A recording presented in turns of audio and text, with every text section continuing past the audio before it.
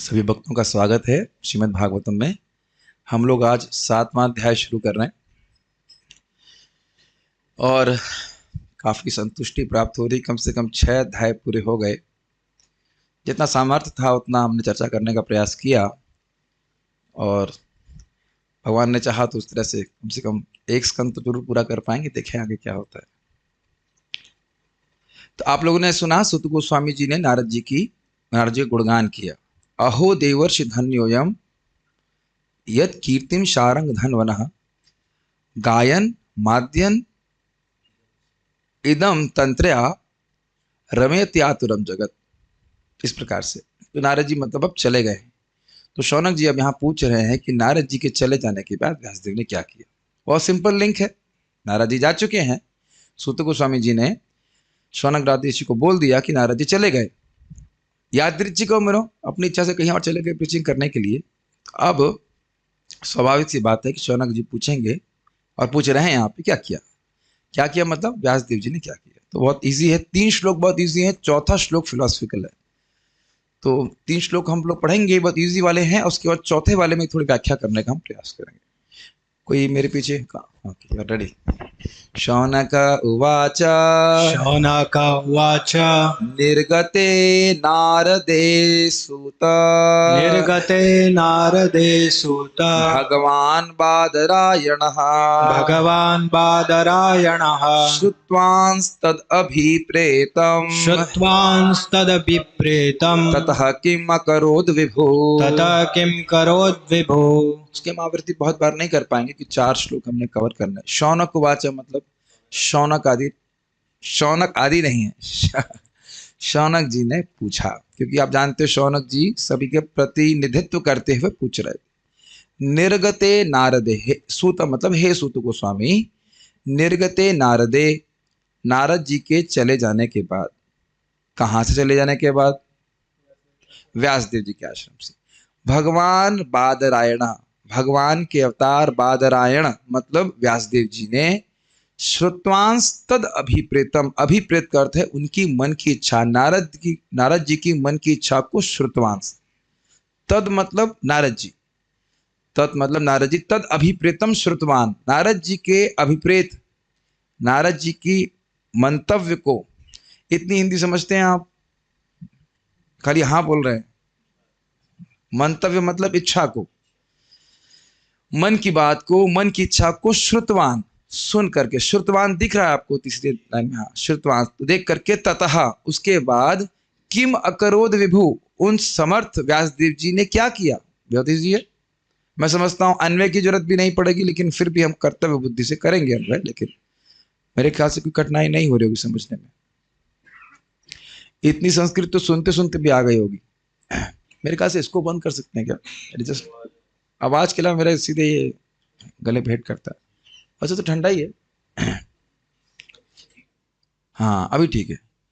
ऋषि शौनक ने पूछा, हे सूत, जब महान तथा दिव्य रूप से शक्तिमान व्यासदेव ने श्री नारद मुनि से सब कुछ सुन लिया, तो फिर नारद के चले जाने पर व्यासदेव ने क्या किया। बहुत इजी है। अन्वय भी बहुत इजी है। शौनक उवाच मतलब शौनक जी ने कहा, हे सूत मतलब हे सूत गोस्वामी।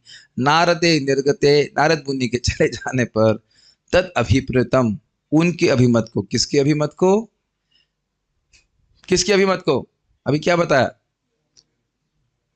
इसका मतलब अभिमत भी समझ में नहीं आया। ओपिनियन। अरे भाई सब लोग यहाँ चुप रहने के लिए बैठे हैं। भाई मैं मान रहा हूँ कि जूम के डिवोटीज को म्यूट किया गया है, लेकिन आप लोगों को म्यूट नहीं किया गया है। अगर कुछ नहीं समझ में आया तो बोलिए नहीं समझ में आया। अभिमत मतलब समझ में। ओपिनियन। नारद जी बोले थे ना कि आप भक्तिमय ग्रंथ की रचना कीजिए। ऐसा आप लोग रिस्पॉन्स दे रहे जैसे लग रहा पहली बार आप इस क्लास में आ रहे हैं। भूल गए सब अभिमत नारद जी का। तो उनके अभिमत को सुनकर विभु भगवान बादरायण महान विभु मतलब महान और भगवान मतलब भगवान के अवतार वेद व्यास जी ने यह किया। सॉरी क्या किया? तथा किम अकरोत क्या किया। प्रश्न समझ में आ रहा है? ठीक है। अब मैं अज्यूम कर रहा हूँ कि समझ में आ रहा है। हाँ लीला में चले जाते हैं। अच्छा वहाँ एक्चुअली हम लोग तो वृंदावन में डिस्कशन कर रहे हैं। वो पहुंच गए बद्रिकाश्रम में, तो वहां से आने में टाइम लगता है ना। तब तक प्रश्न पहुंचेगा, वहां से आकर उत्तर देने में समय लगता है। सारार्थ दर्शनी। तो बता रहे हैं टॉपिक्स क्या है। सप्तम अध्याय में व्यासदेव ने सभी शास्त्रों के अर्थ को समाधि में देखा। यह बहुत अच्छे अच्छे श्लोक आने वाले हैं, एकदम ब्यूटीफुल श्लोक्स आगे आने वाले हैं। क्या है सभी शास्त्रों का तात्पर्य?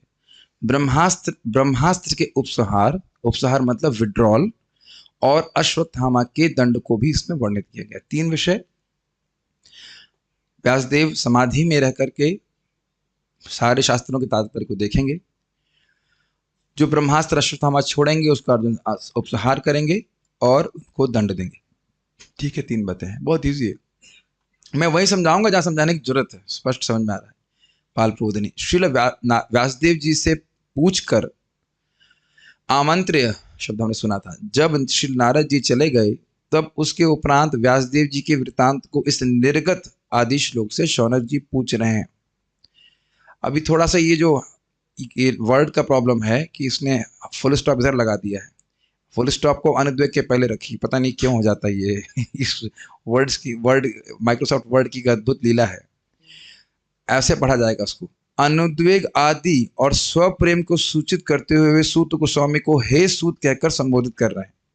ये लाइन है। ये फुल स्टॉप यहाँ पे कैसे आ गया मुझे समझ नहीं आ रहा। जस्ट मतलब उनका सूत गोस्वामी से बहुत प्रेम है, उनको उत्तेजित नहीं करना चाहते, इसलिए बड़े प्रेम से बोल, ए इधर आओ, ऐसे नहीं, बेटा सूत, इस प्रकार से।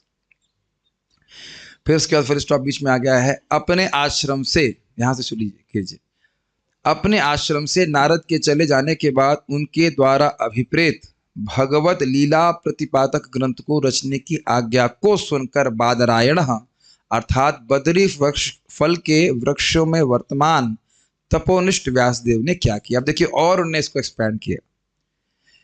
क्या अभिमत था नारद जी का कि आप भगवान की लीला का प्रतिपादन वाले ग्रंथों की रचना कीजिए। तो उसको सुन करके जो अभिप्रेत शब्द है उसकी व्याख्या कर रहे हैं। अभिप्रेत समझ रहे हैं? नारद जी का मंतव्य, मन की बात। यहां सुने ना, प्राइम मिनिस्टर की मन की बात, पीएम की मन की बात, तो उसी तरह नारद जी की मन की बात को सुनकर, तो मन की बात क्या थी समझ में आ रहा है? भगवान की लीला का वर्णन करने वाले ग्रंथ को आप लिखिए। उसको सुन करके, अब बदरायण का मतलब है बद्री के वृक्ष से सूचित होता है कि जो उनका आश्रम था वह बहुत ऑपोलेंट नहीं था भौतिक रूप से, अपितु वह नैसर्गिक रूप से समृद्ध था और तपस्या के अनुकूल था। ठीक है, क्या वो ऐसा करने में समर्थ थे? तो कह रहे हैं ऐसा करने में उनके सामर्थ्य, अर्थात व्यासदेव के सामर्थ्य को सूचित करने के लिए कह रहे हैं विभु। विभु का अर्थ ही होता है समर्थ। फिर उसके बाद यहाँ पे एक फुल स्टॉप आना चाहिए, फुल स्टॉप डिस्प्लेस हो रहा है। ऐसे सामर्थ्य के कारण को कह रहे हैं भगवान शब्द से, अर्थात वे भगवान के अवतार हैं। यह अर्थ आपने सुना ना, विभु, भगवान और बादरायण, ये शब्द आए थे, इनकी व्याख्या कैसे कैसे हो गई? भगवान मतलब भगवान के अवतार हैं, इसलिए सर्वसमर्थ हैं, और बदरायण मतलब वो तपोनिष्ठ है, तपस्या करने में निष्ठ है। ये बात बोल रहे, बहुत ईजी है, कुछ समझाना नहीं। तात्पर्य, इस अध्याय में श्रीमद् भागवत के वर्णन किए जाने के लिए संकेत मिलता है, क्योंकि महाराज परीक्षित अपनी माता के गर्भ में चमत्कारिक ढंग से बचा लिए गए थे। यह घटना आचार्य द्रोण के पुत्र द्रोणी के कारण अर्थात अश्वत्थामा के कारण घटित हुई, जिसने द्रौपदी के 5 पुत्रों को सोते हुए में मार डाला और जिसके लिए अर्जुन ने उसे दंडित किया। इस महापुराण श्रीमद् भागवत का शुभारंभ करने से पूर्व श्री व्यासदेव ने समाधि द्वारा सारे सत्य की अनुभूति प्राप्त कर ली। तो वो भगवान कौन है, माया क्या है, सब कुछ समाधि में देख ली। तो उसकी मैं व्याख्या भी 4थे श्लोक में करूंगा। तो यहां बस प्रश्न बहुत इजी है कि नारद जी के चले जाने के बाद व्यासदेव जी ने क्या किया। बहुत इजी।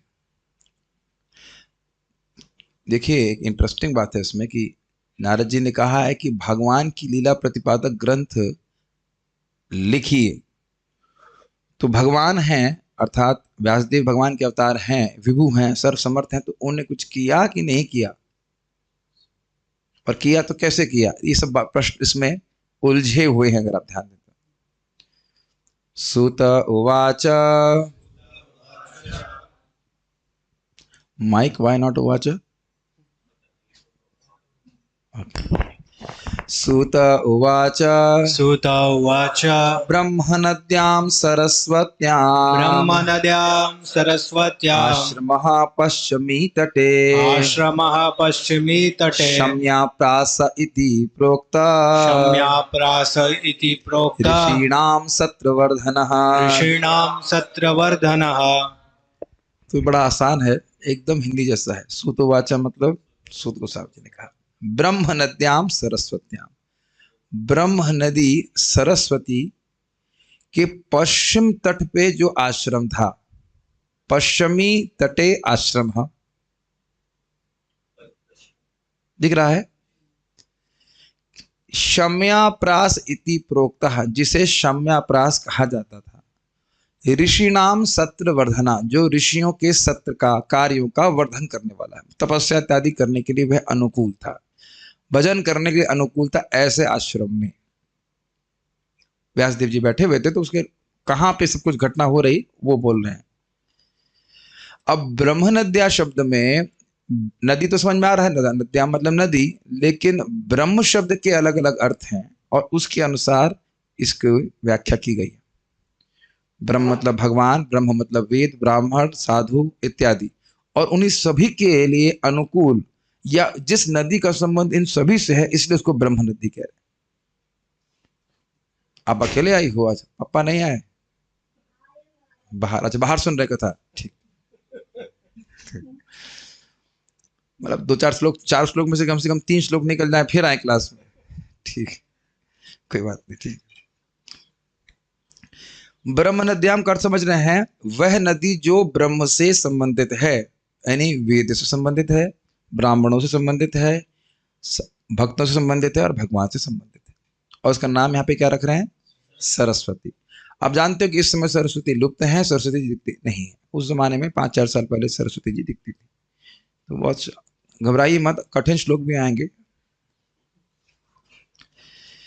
श्री सूत ने कहा, वेदों से घनिष्ठ रूप से संबद्ध सरस्वती नदी के पश्चिमी तट पर शम्याप्रास नामक स्थान पर एक आश्रम है, जो ऋषियों के दिव्य कार्यकलापों को संबोधित करने वाला है। ये तो आप देख ही रहे, जैसे वृंदावन की देख लीजिए, वृंदावन भक्ति करना कितना आसान है। तो स्थान का बहुत बड़ा प्रभाव होता है, आश्रम का बहुत बड़ा प्रभाव होता है। कोई व्यक्ति दिल्ली में जाकर के आश्रम खोलेगा तो कठिनाई होगी। अब मान लीजिए कोई सब्जी मार्केट में जाकर के हरे कृष्ण मंत्र जपेगा तो दिक्कत होगी कि नहीं? वहां जाके मैं मेडिटेशन करूंगा तो नहीं हो सकता है। तो स्थान का बड़ा प्रभाव होता है किसी कार्य को करने के लिए, है कि नहीं? अन्वय देख लीजिए, ब्रह्म नद्याम सरस्वत्याम, वेदों, ब्राह्मणों, संतों तथा भगवान से घनिष्ठ रूप से संबंधित सरस्वती नदी के। तो ये समझ में आ रहा है कि ये 4 शब्द क्यों उपयोग कर रहे हैं, क्योंकि ब्रह्म के ये 4 अर्थ हैं।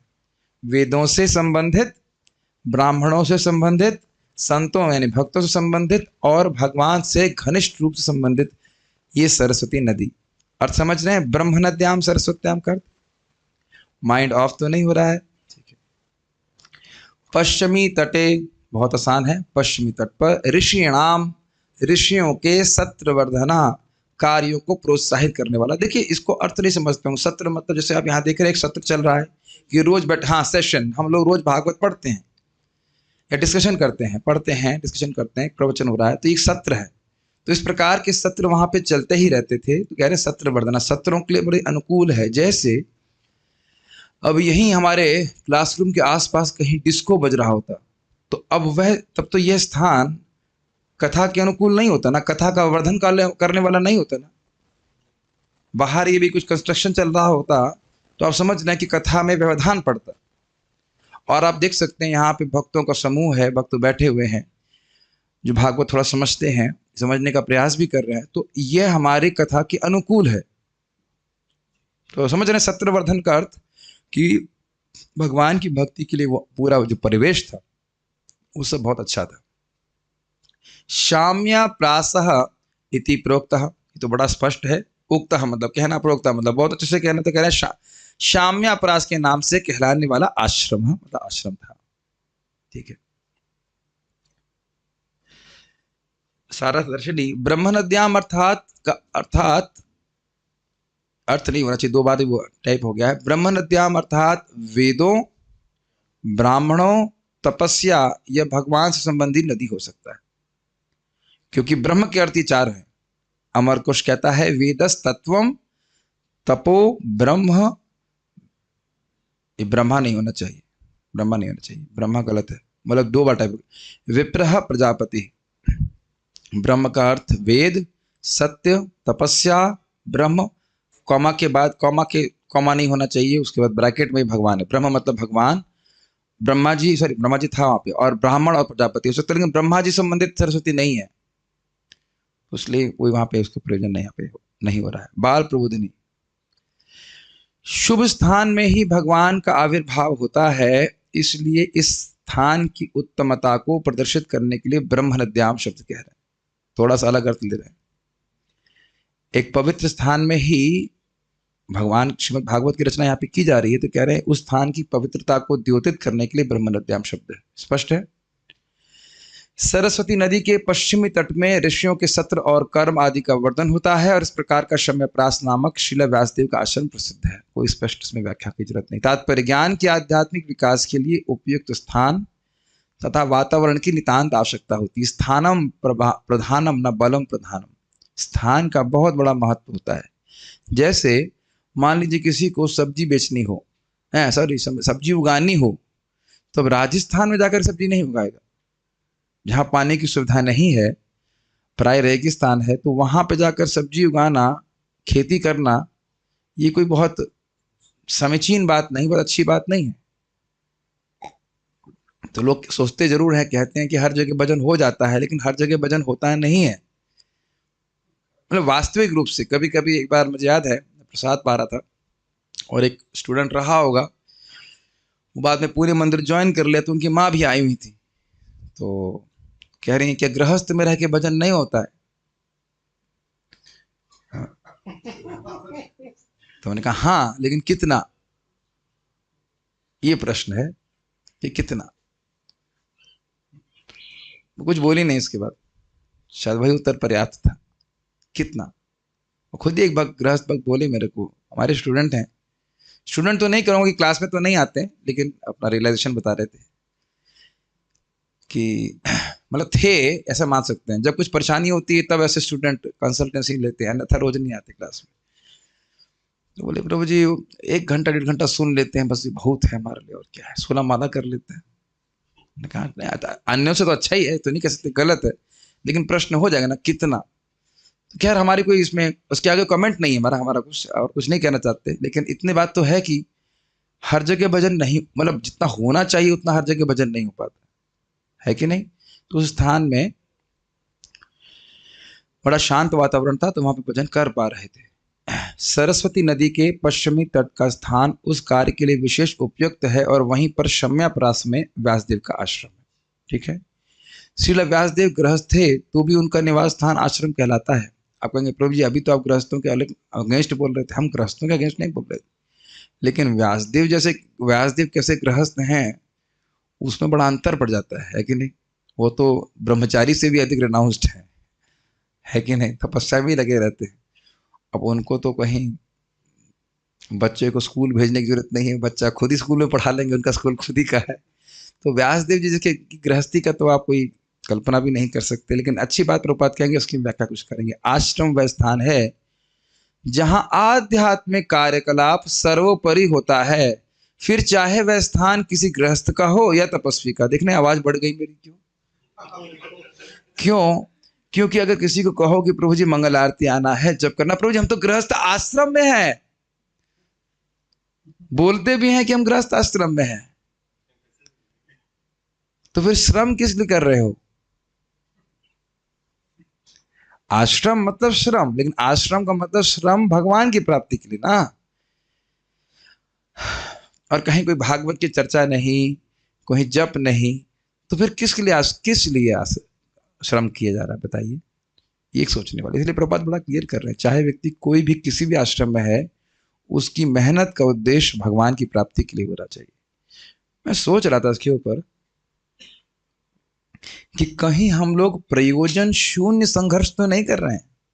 हर व्यक्ति को एक प्रश्न करना चाहिए, अगर वह कभी कभी सोचता है, चाहे हफ्ते में एक ही बार सोचे, कि कहीं हम लोग प्रयोजन शून्य संघर्ष तो नहीं कर रहे। अर्थ समझ रहे हैं इसका? लगे पड़े हैं मेहनत में लेकिन कहीं पहुंच नहीं रहे। जैसे यहाँ व्याख्या की ज्यादा समय नहीं है यहाँ पे, लेकिन हमने देखा है वो ट्रेडमिल होती ना, भाग रहा है व्यक्ति और उसमें दिखा रहे हैं कि आप इतने किलोमीटर चल गए, कितने किलोमीटर चल गए। मेरे zoom devotees can answer by chat, कितने किलोमीटर आगे बढ़ जाता है ट्रेडमिल में? अरे कोई उत्तर नहीं आया, इन लोगों को पता नहीं। वो वहीं रहता है, बिल्कुल आगे बढ़ता नहीं, लेकिन डेटा आता रहता है कि आप इतना बढ़ गए, आप 5 किलोमीटर चल, अरे जीरो, हाँ जान रहे हैं डिवोटी, जान रहे, 0 0 0, गुड गुड। तो ये स्थिति इस भौतिक जगत में भौतिक वस्तुओं को प्राप्त करने के लिए संघर्ष करने की है। Doesn't move, well he moves, at least he feels he moves. वो लगता तो है कि पसीना बह रहा है, सब कुछ हो रहा है, कहीं पड़ नहीं रहा। तो यहाँ पे प्रभुपाद जी कह रहे हैं बड़ा स्पष्ट कि व्यक्ति को श्रम तो करना चाहिए, लेकिन आध्यात्मिक वस्तुओं की प्राप्ति या आध्यात्मिक लक्ष्यों की प्राप्ति करने के लिए। बहुत अच्छा शब्द है। वैसे महाराज तो खूब कटाक्ष करते हैं, कहते हैं गृहस्थ आश्रम में श्रम के अलावा है क्या? और महात्मा प्रभु ब्रह्मचारियों पर कटाक्ष करते, कहते हैं क्या आपको लगता नहीं कि ब्रह्मचारी बनने के बाद आप विशेष रूप से लेजी हो गए? ये सत्य बात। किसी को बोल दो प्रभु जी थोड़ा सफाई कर दो, ऐसे देखता है कि मतलब अगर उसकी आंखों में तेज होता तो वो इंचार्ज को वहीं जला के खत्म कर देता। इतना मेहनत करेंगे, इसीलिए साधु बने हैं। साधु बन के सोया नहीं, गृहस्थ बन के रोया नहीं, तो फायदा क्या? खैर थोड़ा तो विनोद की बात होगी, लेकिन श्रम जो है भगवान के लिए होना चाहिए। संपूर्ण वर्णाश्रम पद्धति इस प्रकार नियोजित है कि जीवन की प्रत्येक अवस्था आश्रम कहलाती है। आओ श्रम करो, बस सिंपल। इसका अर्थ यह हुआ कि इन सबों में आध्यात्मिक संस्कृति एक सामान्य लक्षण है। ब्रह्मचारी, गृहस्थ, वानप्रस्थ तथा सन्यासी सारे एक ही जीवन लक्ष्य अर्थात परमेश्वर के साक्षात्कार से संबंधित हैं। बहुत इजी है बात समझने में, एटलीस्ट थ्योरेटिकली। अतएव जहां तक आध्यात्मिक संस्कृति की बात है, इनमें से कोई भी कम महत्वपूर्ण नहीं। सो अगर सभी लोग किसी भी आश्रम में लगे हैं, अगर गोल क्लियर है कि भगवान की भक्ति करना है, तो वह सम्माननीय व्यक्ति है। गृह था वने ते ठाकुर, हा गौरांग बोले डाक। चाहे घर में रहे चाहे वन में रहे, लेकिन अगर भगवान गौरांग महाप्रभु का नाम उच्चारण कर रहा है तो नरोत्तम मांगे तारस संग। नरोत्तम दास ठाकुर कह रहे हैं कि मैं उस व्यक्ति का संग प्राप्त करने की इच्छा रखता हूँ। सो हर व्यक्ति का साइकोफिजिकल कंडीशन अलग है, उसके अनुसार वह विशेष आश्रम चुन सकता है, लेकिन गोल अलग नहीं होना चाहिए, उद्देश्य अलग नहीं होना चाहिए। सिचुएशन अलग अलग हो सकती है, लेकिन उद्देश्य अलग नहीं होना चाहिए। बहुत बड़ा नुकसान हम खाएंगे अगर भौतिक वस्तुओं में बहुत ज्यादा इन्वेस्टमेंट किया तो, क्योंकि वह हमसे कभी भी छीन ली जा सकती है, ध्यान रखिएगा। विश्वास नहीं करना चाहते हम, लेकिन सत्य है। अंतर तो केवल वैराग्य के आधार पर औपचारिकता का होता है। सन्यासी अपने व्यवहारिक वैराग्य के बल पर ही सम्मान की दृष्टि से देखे जाते हैं। मतलब स्त्री बच्चे इत्यादि से दूर रहते हैं, शादी नहीं करते हैं, तो सम्माननीय होते हैं, स्वाभाविक सी बात है। लेकिन हम लोग कई एग्जाम्पल सुनते हैं, जैसे श्रीपद रामानुजाचार्य के शिष्य थे, क्या नाम था उनका, धा से नाम था, जो एक वेश्या में बहुत आसक्त थे, बाद धनुर्दास, और बाद में वो बहुत अच्छे भक्त बन गए, बहुत विरक्त भी थे। तो इसका अर्थ आप समझ गए। प्रभुपाद आश्रम शब्द की व्याख्या कर रहे हैं। आश्रम का मतलब है जहां पे भगवान की भक्ति की में प्रगति करने के लिए व्यक्ति श्रम करता है। मुझे बस आश्चर्य ये होता है कि कई बार मुझे बोलना पड़ता है, अरे आपका भाई नहीं उठा, अरे आपकी बहन नहीं उठी मंगल आरती के लिए, अरे आपके पापा को कौन उठाएगा? तो सारे आश्रम की जिम्मेदारी हम ही ले रखी, ऐसा लगता है मुझे। लेकिन इतना कहने पे भी जाके उठा दे रहे हैं, तो उसके लिए भी हम धन्यवाद के पात्र हैं। वैसे एक इंटरेस्टिंग बात है कि एक माता जी जब करने के लिए आती हैं, अच्छे से भक्ति कर रही हैं, तो उनके पति को मैंने कहा तो वह भी आ रहे हैं, वो मना नहीं कर रहे। इसका मतलब लोग भक्ति करना चाहते हैं, आप थोड़ा मौका तो दीजिए, उठाइए तो सही, सहायता तो कीजिए। उनकी बच्ची भी आ रही, और जबकि वह मुझसे कहने थी कि नहीं उठेगी नहीं, लेकिन उस बच्ची ने एकादशी में मेरे से प्रार्थना किया कि प्रभु जी आशीर्वाद दीजिए ताकि मेरी भक्ति ठीक से बन सके, होती रहे। तो भक्त लोग, कोई भी जीव, प्राय लोग चाह रहे हैं भक्ति करना, जितना तो सभी भक्तों का एक अपने घर में भी एक होना चाहिए भावना कि हमको उठाएं। जैसे बहुत बार मान लीजिए मैं थका रहता हूँ तो जूनियर भक्त भी आके मुझे उठा देते हैं प्रभु जी मंगल आरती के समय, अगर आप उठना चाहते तो उठ जाते। उठना तो चाहते ही हैं, कभी कभी सहायता की भी आवश्यकता होती है। समझ रहे हैं इस बात को? ये बहुत बड़ा फायदा है हम अगर इस प्रकार से आश्रम एटमॉस्फेयर अपने घर में भी क्रिएट करें। मतलब ये गृहस्थों के लिए एक शिक्षा है, आप देख सकते हैं। सत्रवर्धन होने वाला आश्रम होना चाहिए, भजन करने वाला आश्रम होना चाहिए। ठीक है, इस पर बहुत लंबी कथा नहीं कहना चाहता, समझ गए आप लोग। वह स्थान बहुत अनुकूल था। मैं चौथे श्लोक पर टारगेट कर रहा हूँ, वो बड़ा इंटरेस्टिंग है। तो वहां पे व्यासदेव क्या कर रहे थे देखिए। प्रश्न था कि व्यासदेव जी ने क्या किया, तो कहाँ क्या किया उसका वर्णन अभी दूसरे श्लोक में हुआ, और क्या किया इसको तीसरे श्लोक में बोल रहे हैं। तस्मिन् स्व आश्रमे व्यासो तस्मिन् स्वाश्रमे व्यासो बदरी षण्ड मंडिते बद्रीषण्डमण्डिते आसीनो अप उपस्पृश्य आसीनोऽप उपस्पृश्य आसीनोप उपस्पृश्य आसीनोप उपस्पृश्य प्रणिदध्यौ मनः स्वयं प्रणिदध्यो मनः स्वयं तस्मिन् स्व आश्रमे व्यासो तस्मिन् स्वाश्रमे व्यासो बदरी षण्ड मंडिते बद्रीषण्डमण्डिते आसीनोप उपस्पृश्य आसीनोप उपस्पृश्य प्रणिदध्यौ मनः स्वयं प्रणिदध्यो मनः स्वयं तस्मिन् उस मतलब उस स्थान में, उस आश्रम में, उस जगह, स्व आश्रम में, अपने आश्रम में, व्यासः बदरी षण्ड मंडिते, व्यासदेव ने उस आश्रम में, जो आश्रम बदरी षण्ड मंडिते, बदरी के षण्ड, षण्ड मतलब पेड़ों का समूह, बदरी षण्ड मंडिते यानी कि बदरी के पेड़ के समूह से महिमा मंडित था या सुंदर लग रहा था, उस आश्रम में व्यासदेव जी ने आसीनः बैठ गए। अप का मतलब क्या होता है? भूमि रापो अप उपस्पृश्य, जल को छू करके। अब जल को छूने का यहाँ पे अर्थ है आचमन करके। यहाँ पे भी आप देखेंगे आचमन करके, उसके बाद आप अश्वत्थामा को भी देखेंगे आचमन करके। मन को केंद्रित करने के लिए आचमन करना बहुत जरूरी है। व्यासदेव जी भी कर रहे हैं, मात्र औपचारिकता नहीं। इसके द्वारा हमारा शरीर, हमारा मन पवित्र होता है और मेडिटेशन ध्यान करने के लिए हम योग्य बनते हैं। इसीलिए मैंने 2 आचमनी खरीद ली हैं। मैं सोच रहा था गायत्री करने में आचमन करने की क्या जरूरत है, धागा घुमाओ, बांधो और चालू करो गायत्री। परम पूज्य मुकुंद दत्त प्रभु जो हेड पुजारी है, वो बोल रहे थे कि आचमन करके गायत्री करना चाहिए। तो एक शिक्षा मिली तो करने का प्रयास कर रहे हैं। नहाने धोने के क्या आपको लग रहा है कि व्यासदेव जी बिना नहाए आसन कर रहे हैं, ध्यान कर रहे हैं? माता जी का प्रश्न है कि क्या नहाने के बाद भी आचमन करने की जरूरत है? क्या लगता है व्यासदेव जी ऐसे सुबह उठे उसके बाद बिना ब्रश किए ध्यान करने लगे? नहीं। देख, इसीलिए देखिए शास्त्र सुनना बहुत जरूरी है, क्योंकि बहुत महत्वपूर्ण चीजों को हम नेग्लेक्ट कर देते।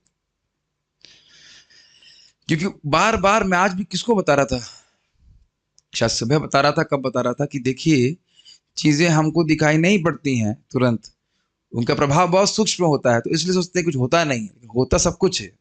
हर छोटी छोटी चीज का प्रभाव होता है। आप पूछेंगे गायत्री क्या होता है? अरे भाई गायत्री क्या होता है, आप जब आपकी दूसरी दीक्षा हो जाएगी तब समझाएंगे गायत्री क्या होता है।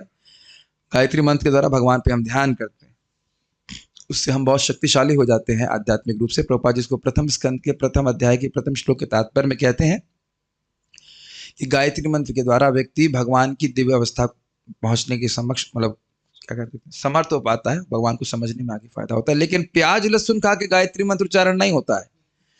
व्यक्ति को पहले सतगुण में स्थित होना होता है, तब वो गायत्री कर सकता है। ये नहीं कि गायत्री क्या उसके बाद प्याज की चटनी चबा रहे हैं ऐसा नहीं हो सकता। ये हम देखे हैं, लहसुन घोट घोट के खा रहे हैं, उसके बाद गायत्री भी कर रहा है, ऐसा नहीं होता है। यानी हम डिफ्लेक्ट नहीं करना चाहते। तो वहाँ आसीन मतलब बैठ करके। देखिए मेडिटेशन के लिए आवश्यक है कि बैठना, इसको वेदांत सूत्र में भी कहा गया है आसीन संभवात, बैठ करके ध्यान लगता है। अब अगर नींद आ रही तो खड़े होकर भी जब कर सकते हैं, चलेगा, क्योंकि चलेगा भी नहीं, वह भी उसकी भी परंपरा है। ध्रुव महाराज ने भी एक टांग पे खड़े होकर भजन किया, मनु महाराज ने भी किया, लेकिन सोने की परंपरा कहीं नहीं। ये नहीं कि आसीन हुआ उसके बाद आचमन किया उसका सो गए, ऐसा तो नहीं लिखा है। तो खैर आसीन अप उपस्पृश्यकार समझ में आ गया, बैठे, जल से आचमन किया।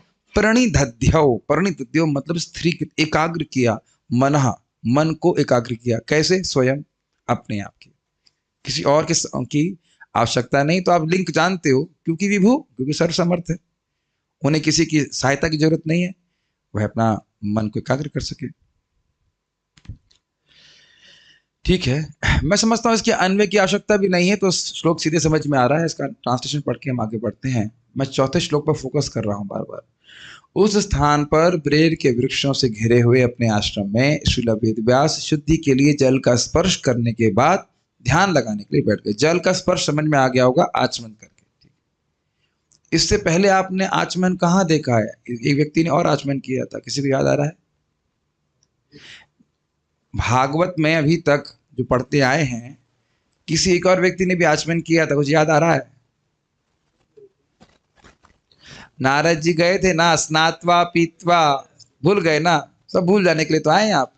स्नान किए, पानी पिया, फिर आचमन किया, फिर बैठे, भगवान पे ध्यान किया, फिर वहां भी किए कि नहीं किए? तो ये परंपरा है।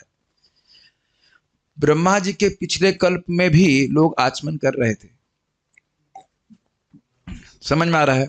और इस बार भी कर ही रहे हैं। हम लोग करने की जरूरत नहीं, हम लोग नई परंपरा चलाएंगे।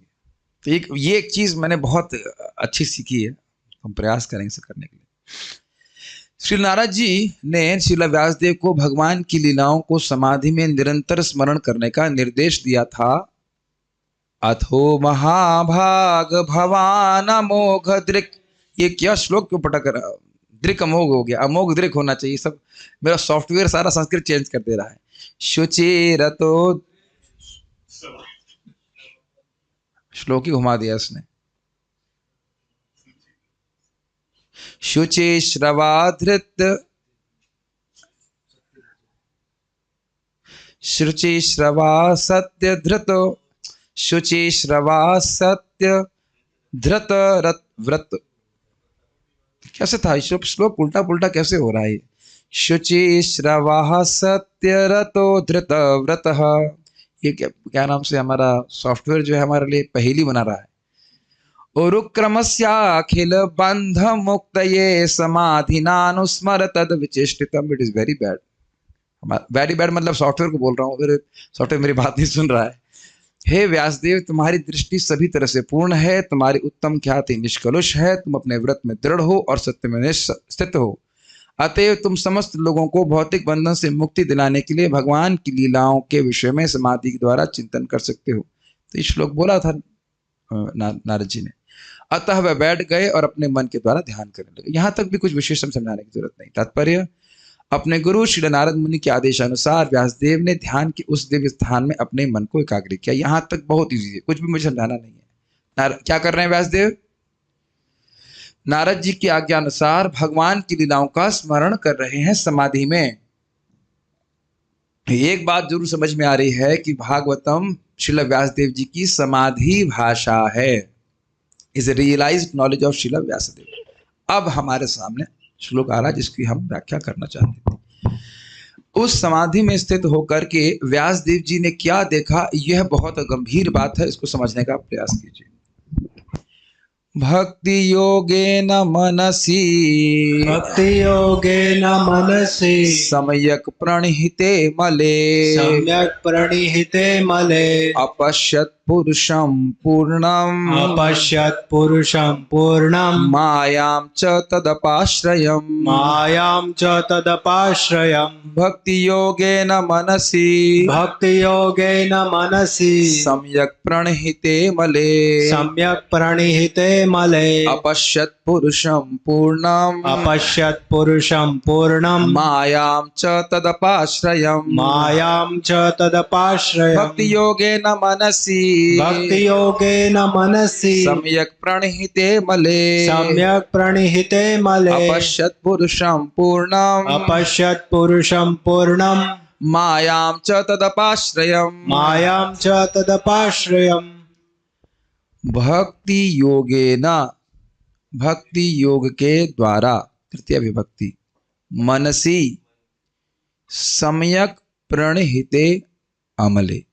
भक्ति योग के द्वारा जो मन अमल हो गया था, मतलब उसकी चंचलता निवृत्त हो गई थी, उस मन को सम्यक प्रणहित मतलब एकदम फिक्स कर दिया, स्थिरीकृत कर दिया। स्थिरीकृत समझते हैं, स्थिर कर दिया।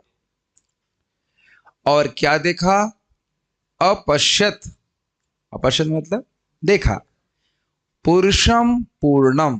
इसकी ध्यान रखेगा, ये पूर्ण पुरुष शब्द की व्याख्या बहुत की गई है और आपको बहुत ध्यानपूर्वक समझना होगा। पूर्ण पुरुष भगवान श्री कृष्ण को देखा। मायाम च तदपाश्रयम, और माया को देखा। जैसे मैं आयुष प्रभु को देख रहा हूं और शिवम प्रभु को भी देख रहा हूं, तो आपसे अलग देख रहा हूं जब बोल रहा हूं ना, और नहीं समझ में आ रहा? आयुष शिवम च, संस्कृत कहें तो आयुष को देखा और शिवम को देखा, तो और कहने का मतलब है अलग अलग देखा। लेकिन इस पूर्ण पुरुष शब्द में बहुत सारी चीजें आएंगी, इसकी व्याख्या आपको बहुत ध्यानपूर्वक सुननी होगी। कुछ समझ पा रहे हैं?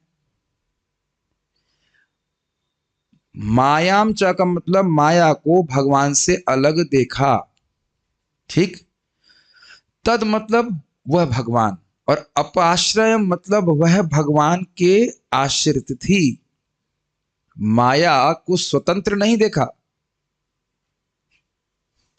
जैसे अगर आप नटवर प्रभु को परम पूज्य राधा गोविंद महाराज जी के संग देखते हैं, तो आप क्या कहेंगे?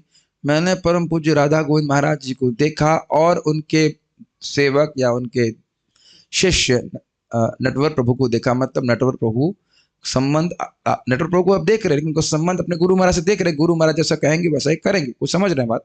एक मोटा मोटा एग्जाम्पल दे रहा हूँ। क्या आप मालूम मेरे को आपने मेरे गुरु महाराज से देखेंगे तो कहेंगे ना, शुभ कृष्णदास को देखा, उनके गुरु महाराज से देखा।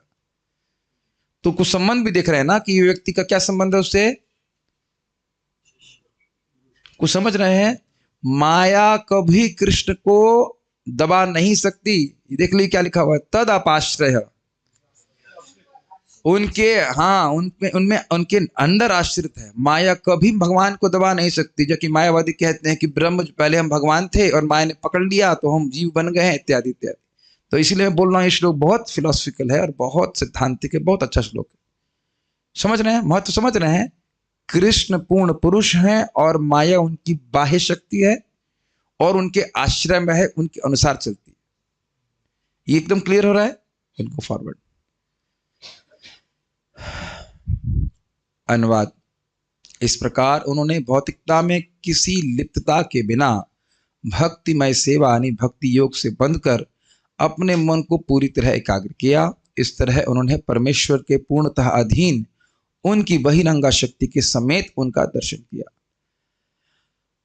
भक्ति योगेना, भक्तिमय सेवा संयुक्त होने की विधि के द्वारा। इसको समझ लेना चाहिए। योग का मतलब ही होता है इंद्रियों का संयोग भगवान से करना। तो भक्ति योग मतलब भक्ति के द्वारा जब हम भगवान की सेवा करते हैं, अपनी इंद्रियों को भगवान की सेवा में नियोजित करते हैं।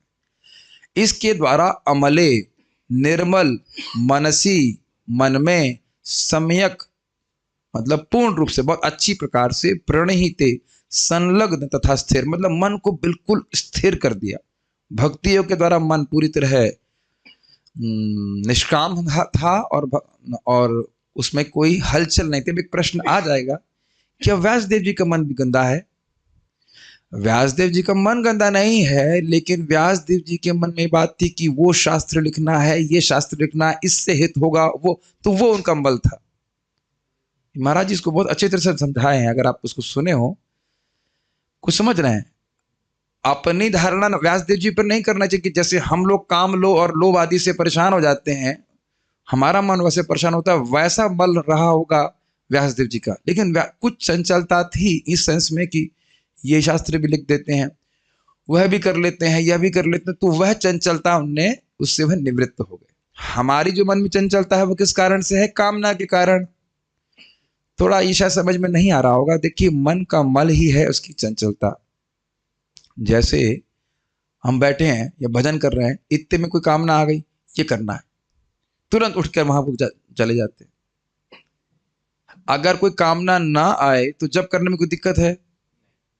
कहीं उठेंगे आप? कभी कभी तो मैं देखता हूं, मेरा मन बोलता है ऐसा करो, इसको हटा दो, मैं गर्मी लग रही है, ठीक है, हरे कृष्ण कृष्ण, अरे तुमको ठंड लग रही है, वापस पहन लो, फिर उसके बाद पहन लेते हैं। आपने कभी देखा ऐसा होते हुए? अरे तुम्हारे पाँव में दर्द हो रहा है, जब कर रहा है उसका मन नहीं लग रहा है, ठीक है, पाँव को अब तुम सीधे रख लो, हाँ ठीक है। अरे पाँव सीधे रखने से मेडिटेशन ठीक नहीं होता, पाँव को वापस चौकड़ी में रख लो। आपने देखा? आपने? इसीलिए साधु लोग बोलते हैं कि पहले शारीरिक निष्ठा, फिर वाचिक निष्ठा और फिर मानसिक निष्ठा। इसीलिए कुछ कम से कम जप व्यक्ति को बैठ के करना चाहिए, अगर पूरा ना कर सके। नहीं, अब नींद आ रही तो चल के भी करे, सोए तो नहीं, उससे अच्छा है कि कम से कम कर रहा है। लेकिन ये कुछ ग्रहण कर रहे हैं मन की स्थिति को, नहीं होता आप लोगों के संग, मेरे संग ही होता है। नहीं प्रभु जी, हम लोग तो मतलब जब माला पकड़ते हैं उसके बाद जब 16 पूरी होती है तभी हमारी आंखें खुलती हैं, तो हम तो समझ नहीं पा रहे हैं आपकी क्या समस्या है, लेकिन हम लोग तो एक टांग पे खड़े होकर भजन कर लेते हैं, कोई दिक्कत नहीं। ये सब आप देख लीजिए, मन की चंचलता है। तो ये कह रहे हैं कि अमले अर्थात मन में कोई कामना नहीं थी, भगवान की समाधि में रहकर वो दर्शन कर रहे थे। समझ में तो आ रहा होगा, बहुत मुश्किल नहीं है। क्या देखा? पूर्णम पुरुषम, परम भगवान को, भगवान श्री कृष्ण को, च तद उपाश्रयम, तथा उनके पूर्ण वश में, मायाम अपश्यत, उनकी माया शक्ति को देखा। यहां माया का अर्थ है बहिरंगा माया, ठीक है। सारार्थ दर्शनी भगवान, उम्मीद है कि सॉफ्टवेयर ने कुछ गड़बड़ नहीं किया होगा, कर दिया। प्रणिहिते अर्थात निश्चल, उसका हेतु था कि भक्ति योग के द्वारा वह अमल अर्थात पवित्र हो गया था। यहां तक गलती नहीं हुई, खाली उसने ब्रैकेट्स को चेंज किया, पता नहीं क्या ये वर्ड कर रहा है। एनीवेज, तो ये तो समझ में आ रहा है, निश्चल मतलब मति भगवान के अलावा और कहीं नहीं जा रही थी। तो ये इस पे एक नोट दिया गया है, चंचलता ही मन का मल है और भक्ति योग के द्वारा पवित्र होने के कारण मन निश्चल हो गया था, ये अर्थ है। मतलब कोई और कामना नहीं रह गई, भगवान के केवल भजन में लगा रहा, भगवान में ही मन जा रहा है। ये बड़ी विशेष स्थिति है। देखिए, ये बड़ी हमारे लिए प्रेरणादायक बात भी है। हम सभी लोग इस परेशानी से ग्रसित हैं कि मन नहीं लग रहा है भगवान में, लेकिन भक्ति करके ही मन भगवान में लगेगा। कैसे? जैसे भक्ति योग करते करते मन से सारी वासनाएं समाप्त होती चली जाएंगी, भगवान की भक्ति से एक विशेष सुख मिलता है, और जहां मन को सुख मिलेगा मन वहां पे जाएगा। इसलिए निराश नहीं होना चाहिए। यहाँ स्पष्ट लिखा है कि भक्ति योग के द्वारा मन पवित्र होता है, उसके अभ्यास के द्वारा, और फिर मन भगवान में लग पाता। पूर्णम अर्थात श्री कृष्ण।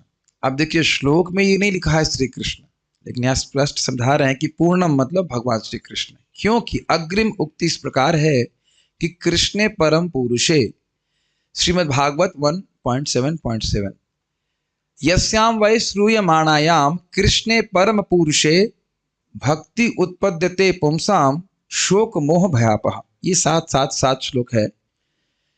ये भागवत की महिमा का वर्णन कर रहा है कि सुना नहीं है, सुन रहा है, सुनना शुरू किया है भागवतम को।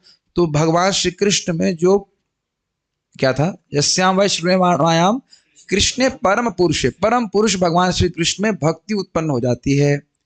और वह भक्ति उत्पन्न हो कैसे होती है, उत्पन्न होकर क्या करती है? शोक मोह और भय का निवारण कर देती है। तो कह रहे हैं कि आगे वाले श्लोक से देख लेना चाहिए कि पूर्ण पुरुष या परम पुरुष कोई और नहीं, भगवान श्री कृष्ण। समझ में आ रही है टीका? ठीक है। अर्थात इस संहिता के श्रवण के द्वारा परम पुरुष भगवान श्री कृष्ण में शोक मोह एवं भय नाशिनी भक्ति उत्पन्न हो जाती है, यह कहा जाएगा। उसके बाद फुल स्टॉप है, ठीक है। पूर्ण के स्थान पर कहीं कहीं पूर्वम पाठ भेद हो तो पूर्वम अर्थात प्रारंभ में मैं ही था, यह श्रुति वचन स्थापित करता है कि भगवान ही परम पुरुष है। पाठ भेद समझ रहे हैं, कहीं शब्द की जगह दूसरा शब्द उपयोग हो रहा है। श्रीधर स्वामी इसको कहते हैं, वहां से चक्रवर्ती पद लिए हैं कि कहीं कहीं अपश्यत पूर्णम पुरुषम की जगह लिखा है अपश्यत पूर्वम पुरुषम। पूर्व पुरुष मतलब अनादि पुरुष, मतलब जो सबके पहले थे। तो वो भी भगवान श्री कृष्ण को ही द्योतित करता है।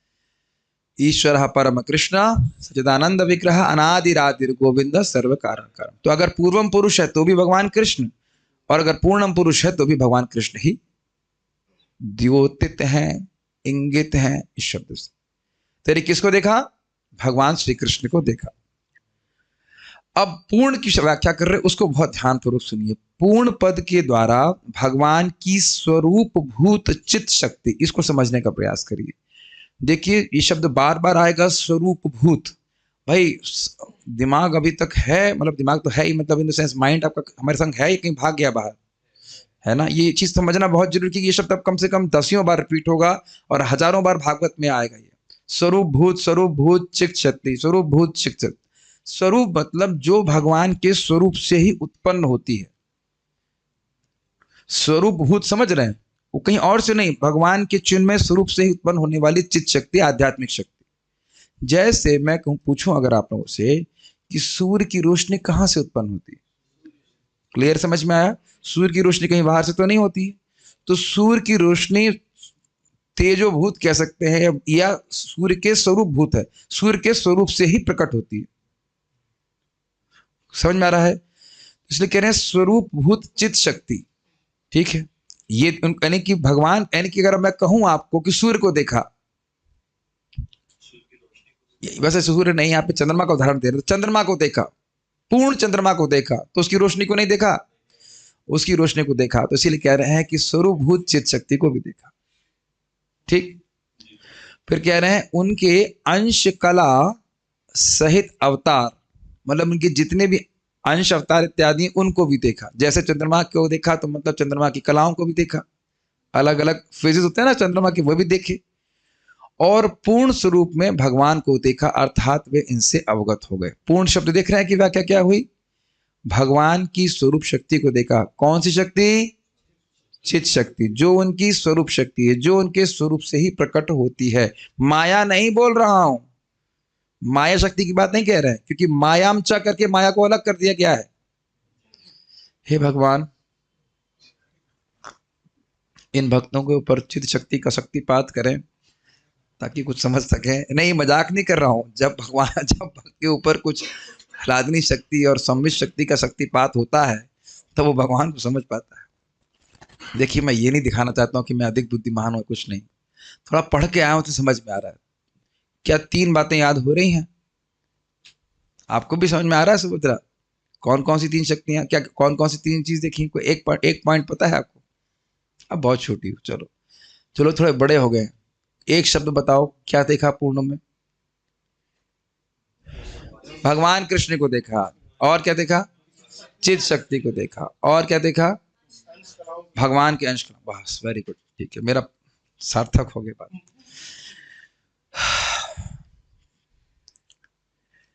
यदि कोई कहता है, उदाहरण समझा रहे, बहुत आसानी समझ में आ जाएगा। यदि कोई कहता है कि उसने पूर्ण चंद्रमा को देखा, तो इसका अर्थ है कि उसने चंद्रमा की कांति, अंश एवं कला समेत चंद्रमा के पूर्ण रूप का दर्शन स्वाभाविक भाव से किया। तो इस प्रकार समझना चाहिए। ये चंद्रमा की फोटो आपके सामने रखी गई है, पूर्ण चंद्रमा है कि नहीं? कांति दिख रही है आपको, विशेष रूप से फोटो रखी गई। अच्छा, कांति कहां से शुरू हो रही है? मेरा प्रश्न इतना इजी नहीं था। आप ये नहीं बता सकते कि कांति एग्जैक्टली कहां से शुरू हो रही है। आ तो चंद्रमा से रही है, कहने का मतलब उसको अलग नहीं कर सकते चंद्रमा से, लेकिन इतना महसूस कर रहा है कि कांति चंद्रमा नहीं है। कांति चंद्रमा नहीं है, लेकिन चंद्रमा से अलग भी नहीं किया जा सकता।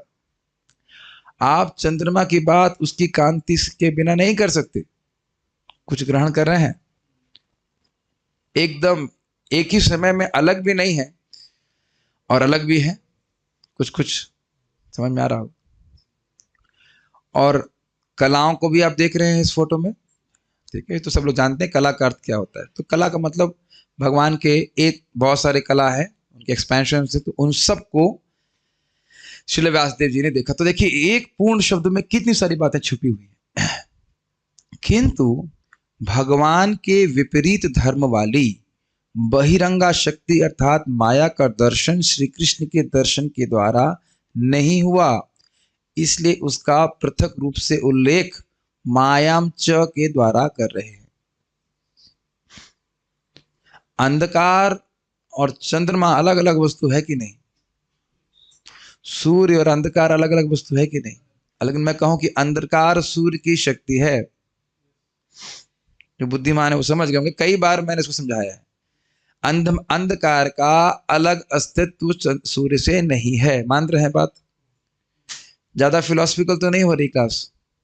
वैसे तो मैं ज्यादा करना चाह रहा था, पता नहीं आप लोग को लग ही नहीं रहा है। क्या अंधकार का अस्तित्व सूर्य से अलग है? नहीं है। लेकिन कहां अंधकार और कहां सूर्य? ये बताइए कि सूर्य में कितना अंधकार है? बिल्कुल भी नहीं। और अंधकार में कितना सूर्य है? अब समझ में आ गया? अच्छा, बादल में कितना सूर्य है? कुछ भी नहीं। और सूर्य में कितने बादल हैं? विपरीत धर्म समझ रहे हैं, लेकिन अगर मैं कहूं कि सूर्य बादल के रूप में है, सूर्य बादल के रूप में है, सूर्य की शक्ति से तो बादल का निर्माण हुआ, और मैं कहूं कि बादल ही सूर्य के समान है, नहीं, वहां नहीं चलेगा। हम ये सब पहले ही बोल चुके हैं। गाय से ही गोबर होता है, लेकिन गोबर गाय नहीं है। ठीक है, याद आ रहा है? तो प्रभु जी, हम तो सोच रहे थे कि वहां पार हो गई, अभी दोबारा कंसेप्ट नहीं आएगा। नहीं माय डियर डिवोटीज, अचिंत भेदा भेद ये बार बार आएगा। कहां बचेंगे आप देखिए हर श्लोक में आएगा। शक्ति शक्ति मत और अभेद, लेकिन माया और भगवान में बहुत भेद है। ठीक है, इस माया शक्ति ने भगवान के अपर अर्थात पश्चिम भाग में, पीछे में ही आश्रय लिया था। जैसे आप समझ सकते हैं कि सूर्य के पीछे अभी अंधकार है। क्लियर? हम लोग अभी सूर्य की पीठ में है कि नहीं? इस समय अंधकार हो रहा है कि नहीं? उसी तरह से कह रहे हैं। इसीलिए बड़ा सुंदर बोलते हैं क्या? कृष्ण सूर्य सम माया होय अंधकार, जहां कृष्ण ना तहां नहीं माया अधिकार। अगर हमारी जीभ पे हरे कृष्ण मंत्र है या मन भगवान की स्मृति है, भगवान की कथा कर रहे हैं, तो फिर माया का कोई प्रयोजन नहीं। तो आपने एक कहावत सुनी है, इस संबंध में है, अंधकार को क्यों धिक्कारें, अच्छा है कि दीप जलाएं। सुना है कभी आप? बहुत अच्छा है। अंधकार को कोसने, माया को कोसने से अच्छा है कि व्यक्ति भगवान का नाम जप करे, भगवान की भक्ति करे, और भगवान के प्रभाव से माया अपने आप तिरोहित हो जाएगी। Make sense? It's just very simple. ठीक है, क्योंकि ऐसा आगे के श्लोक में कहा, में वर्णित किया जाएगा कि विलज्य मानया यस्या स्थातुम इच्छा पथे मुया विमोहिता विकथन्ते ममाहमिति दुर्भय। भगवान की भ्रामिका शक्ति माया अपनी स्थिति से लज्जित होने के कारण सामने ठहर नहीं पाती। क्यों लज्जित हो रही है? क्योंकि वह उन भगवान के प्रिय जीवों को मोहित कर रही है, उन्हें दुख में डाल रही है। लेकिन जो लोग इसके द्वारा मोहित होते हैं, माया के द्वारा, वे यह मैं हूं और यह मेरा है के विचारों में लीन रहने के कारण व्यर्थ की बातें करते हैं। श्रीमद् भागवत 2:5-13। तो यह श्लोक क्यों कोट किया गया? ये दिखाने के लिए कि भगवान के सामने माया देवी नहीं जाती, क्योंकि उनको बहुत खराब लगता है जीवों को इस प्रकार से मोहित करने में। लेकिन दिक्कत ये कि हमें बिल्कुल खराब नहीं लगता।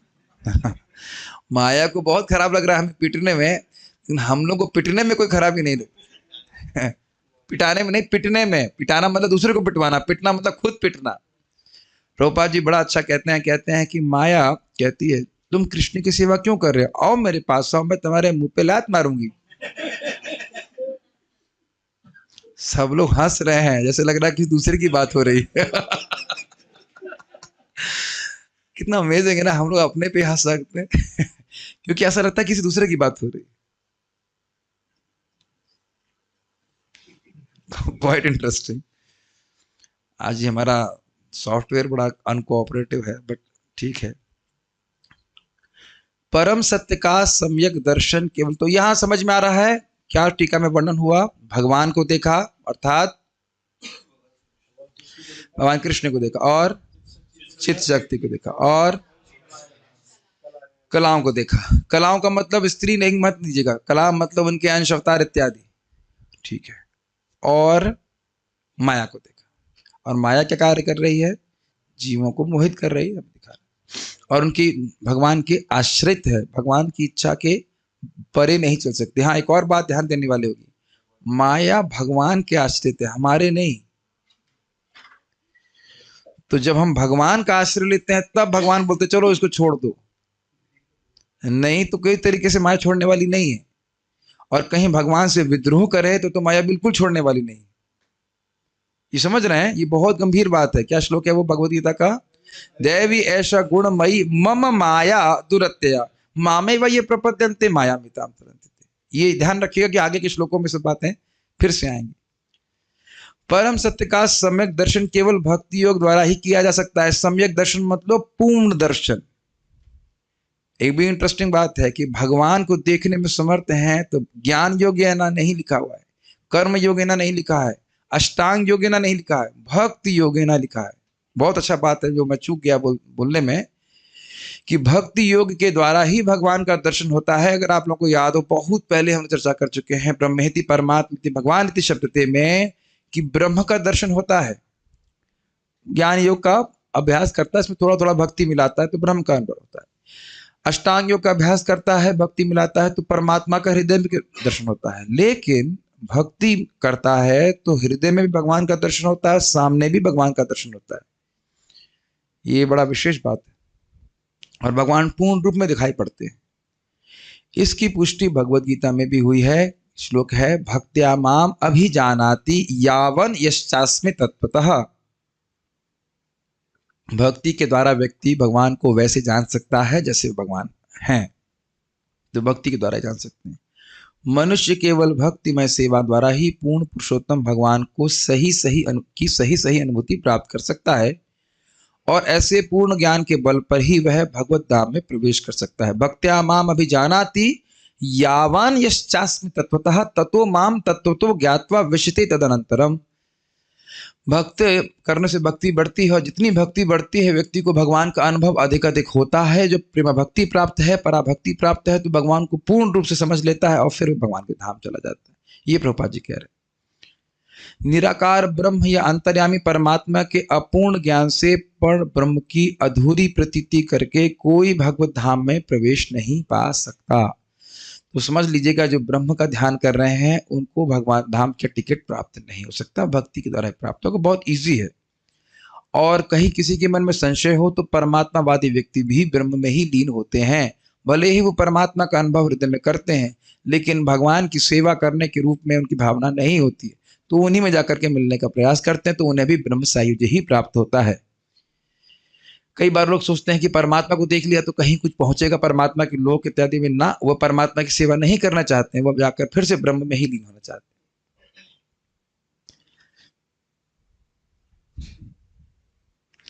कभी कभी लोग उत्तर से रिलेट ही नहीं कर पाए होंगे कि ये उतनी बात क्यों कही जा रही है। कई बार लोग कहते हैं कि जो परमात्मावादी होते हैं उनका क्या डेस्टिनेशन होता है, तो इसलिए बोल रहा हूं। श्री नारद जी ने श्री व्यासदेव को उपदेश दिया कि वे भगवान तथा उनके दिव्य लीलाओं के ध्यान में निमग्न हो जाएं। ठीक है, तो स्पष्ट है श्री व्यासदेव को ब्रह्म तेज नहीं दिखलाई पड़ा, क्योंकि यह पूर्ण दृष्टि नहीं है। पूर्ण दृष्टि तो भगवान का व्यक्तित्व है, जिसकी पुष्टि भगवद गीता में हुई है। वासुदेव सर्वमिति स महात्मा सुदुर्लभ। तो जो महात्मा है दुर्लभ, बहुत ही दुर्लभ महात्मा होते हैं, उनको भगवान वासुदेव का दर्शन प्राप्त होता है। उपनिषदों में भी इस बात की पुष्टि हुई है कि भगवान वासुदेव निर्विशेष ब्रह्म के हिरण्मयेन पात्रेण द्वारा आच्छादित हैं, और जब भगवत कृपा से आवरण हटता है तभी भगवान का वास्तविक मुख का दर्शन होता है। ये ईशो उपनिषद के श्लोक की व्याख्या प्रभुपाद जी कर रहे हैं। हिरण्मयेन पात्रेण सत्यस्यापहितम मुखम, है ना। हे भगवान, अपने मुख के ऊपर या आपके मुख को छाने वाला ये जो गोल्डन आवरण कह लीजिए है, उसको आप हटाएं ताकि हम उसके दर्शन कर सकें आपके चेहरे के। इतना गर्म क्यों हो रहा है? चल नहीं रहा है क्या? ऑन हुआ है? टर्बो दबा सकते हैं? अब तो आ गई। ठीक।